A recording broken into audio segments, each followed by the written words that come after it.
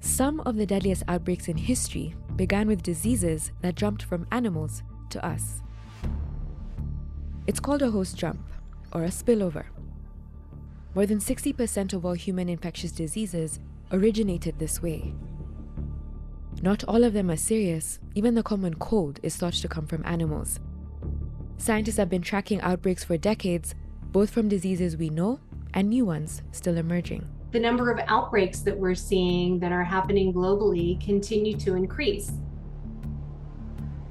So, why is this happening, and how do diseases jump between hosts?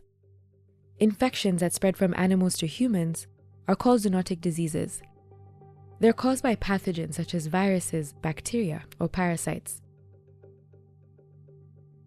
It's viruses that have driven many of the recent outbreaks, including coronaviruses, Ebola, and hantaviruses. Bacteria can be dangerous, but they tend not to spread quite as rapidly and as wildly as viruses do. Viral pathogens have been particularly associated with pandemics. There was the massive pandemic of influenza in 1918. It killed an estimated 20 to 50 million people. A virus needs a host to survive and spread. To infect a human, it must first enter the body and attach to a cell. Viruses have proteins on their surface that allow them to invade this cell. It's a bit like a key, opening a lock. But for a virus that usually infects animals, finding the right combination to infect humans often requires several mutations. Most viruses fail to find the right key, but once one has, the virus can hijack the cell mechanisms to make copies of itself, releasing hundreds or even thousands of viral particles that go on to infect more cells. For the virus to even have an entry point into the human body, there needs to be close or direct contact with an infected host. So these infections occur when healthy individuals come into direct contact with fluids or meat or even fecal materials from infected animals. Every time humans and animals interact, there's a small chance a zoonotic disease could jump the species divide. In many of those instances, we don't really notice because they come and die out.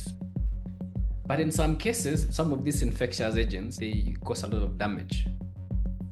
One of the main reasons for the increase in outbreaks is that people and animals are living much closer together than ever before. You've got urbanization, you have deforestation, and humans encroaching into areas that had been previously pristine. Some of the biggest spreaders of diseases to humans are rodents and bats, and they thrive in urban environments.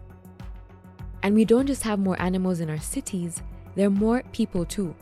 45% of the global population now live in cities. That's more than double what it was in 1950.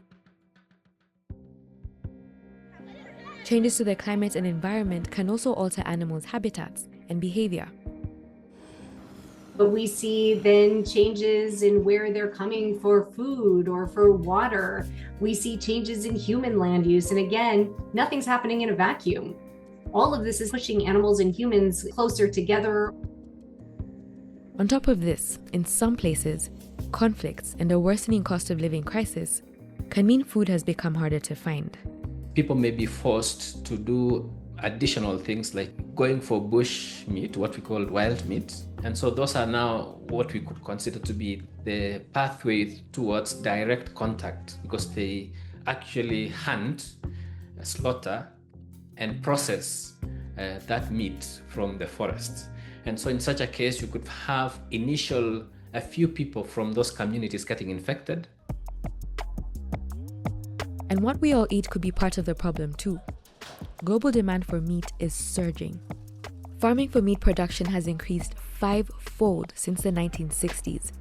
It reached around 364 million tons in 2023.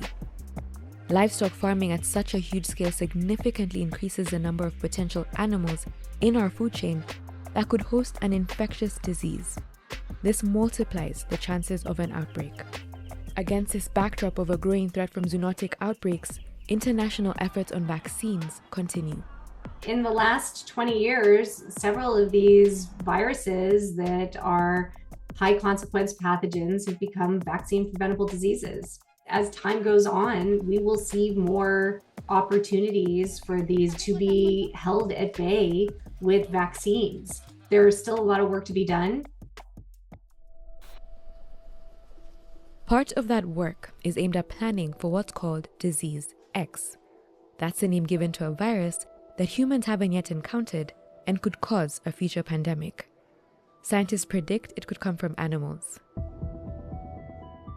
So part of the process of preparing for that is to develop vaccines that we think we can easily just slot in the genetic code of a new virus as soon as that's discovered. So rapid vaccine development is one of the main responses we can make to Disease X. And resilient health infrastructure is also crucial in this. Well, you can't stop diseases from spilling over from animals to humans. What you can do is get in front of them faster and to be able to have the infrastructure and logistics and trained professionals. So you're not going to stop diseases from spreading, but you can stop outbreaks from becoming epidemics and potentially pandemics.